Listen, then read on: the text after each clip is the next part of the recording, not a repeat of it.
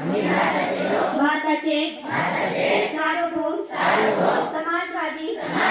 धर्मनिरपेक्ष लोकशाही गणराज्य घडविण्याचा व त्याच्या सर्व नागरिकास सामाजिक आर्थिक व राजनैतिक न्याय विचार अभिव्यक्ती विश्वास श्रद्धा व उपासना यांच्या स्वतंत्र दर्जाची व संधीची समानता निश्चितपणे प्राप्त करून देण्याचा आणि त्या सर्वांमध्ये व्यक्तीची प्रतिष्ठा व राष्ट्राची एकता आणि एकात्मता यांच्या श्वसन देणारी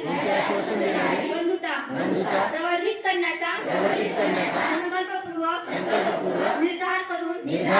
आमच्या विधानसभेत आज दिनांक 26 नोव्हेंबर